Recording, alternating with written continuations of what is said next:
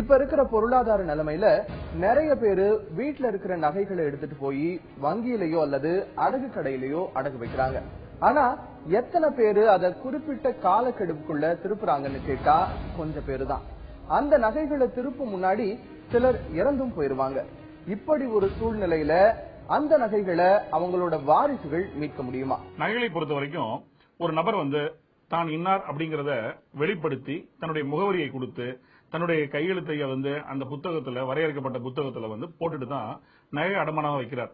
இது ரெவன்யூல அனுமதி பெற்ற ஒரு தனியார் ஒரு அடமான கடையாக இருந்தாலும் சரி, இல்லனா ரிசர்வ் பேங்க் ஆஃப் இந்தியாவுடைய அதனுடைய கட்டுப்பாட்டின் கீழ் வரக்கூடிய வங்கிகளாக இருந்தாலும் சரி, எல்லா விதமான அந்த அடமானம் பிடிக்கிறதுக்கு அதற்கு நடைமுறைகள் இருக்கிறது. அந்த நடைமுறைகள் படிதான் செயல்பட வேண்டும். அப்படி இருக்கும் பொழுது யார் நகையை அடகு வச்சாரோ அந்த நபர் தான் அந்த நகையை மீட்டெடுக்க வேண்டும் என்கிறது சட்டம் எதிர்பார்க்கிறது. ஒருவேளை அந்த நபர் இறந்து விட்டாலோ இல்ல வர முடியாத அளவுக்கு அவருக்கு உடல்நல கோளாறு ஏதாவது ஏற்பட்டிருந்தால் அந்த நபரை பொறுத்த வரைக்கும் அவங்களுடைய குடும்ப உறவினர்கள் அதை கேட்டு பெறலாம்.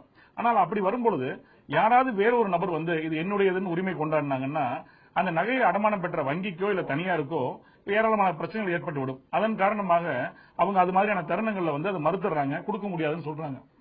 சமீபத்தில் ஜூலை முதல் வாரத்தில் 2015 சென்னை உயர்நீதிமன்ற மதுரை கிளையில நீதியரசர் ஆர் மகாதேவன் முன்னாடி ஒரு வழக்கு விசாரணைக்காக வருகிறது. அது ஒட்டஞ்சத்திரம் இருக்கக்கூடிய ஊர்ல இருக்கிற ஒரு தேசியமயமாக்கப்பட்ட ஒரு வங்கியில ஒரு நபர் நகை அடமானம் வைக்கிறார். 153 கிராம் நகை அடமானம் வைக்கிறார் ஆகஸ்ட் 2013. அதன் பிறகு ஜனவரி 2014 ஒரு விபத்துல அவர் சிக்கி அவர் கோமா நிலைக்கு போய் விடுகிறார். அவரால் நேரடியாக பெற முடியாத ஒரு மருத்துவ சிக்கல் ஏற்பட்டு விடுகிறது. இந்த தருணத்துல அந்த அடமானம் வச்ச நபருடைய சகோதரிக்கு திருமணம் செய்வதற்கான சூழல் அந்த குடும்பத்தில் ஏற்படுகிறது. ஆக அந்த விபத்துல சிக்கின அந்த நபருடைய அப்பா அந்த சம்பந்தப்பட்ட வங்கியை அணுகி, தேசியமயமாக்கப்பட்ட வங்கி ஒட்டஞ்சத்தில் இருக்க வங்கியை அணுகி அவர் சொல்றாரு, நான் 153 கிராமுக்கான நகையை கட்டுறேன், பணத்தை கட்டுறேன்னு சொல்லி அடமான தொகைக்கான அசல் மற்றும் வட்டியை அவர் கட்டுகிறார். கட்டிய பிறகும் கூட அந்த நகையை கொடுங்க அப்படின்னு கேட்கும்போது கொடுக்க மறுக்கிறாங்க. அவங்க எங்களுக்கு சட்ட ரீதியான சிக்கல் ஏற்படும், ஆகவே நீங்க நீதிமன்றத்தில் உங்களை காப்பாளராக நியமித்து கார்டியனாக நியமித்து ஒரு உத்தரவு வாங்கிட்டு வாங்கன்னு சொல்றாரு. அந்த சூழல்ல தான் அவர் மதுரை உயர்நீதிமன்றத்தில் அவர் மனு தாக்கல் செய்யறாரு. இந்த நடந்த விஷயங்கள் எல்லாம் சொல்கிறார். இது 2013 ஆகஸ்ட் மாசம் நகை வச்சது. ஜனவரி 2014 மகனுக்கு ஏற்பட்ட விபத்து, தற்போது மகளுக்கான திருமண செலவுகளுக்காக இருக்கக்கூடிய பிரச்சனைகள், ஆக 153 கிராமுக்கான பணத்தை கட்டினதுங்கிற எல்லா விவரத்தையுமே அவர் பட்டியலிடுகிறார். அந்த அடிப்படையில் நீதியரசர் ஆர் மகாதேவன் அவர் உத்தரவு பிறப்பிக்கிறார்.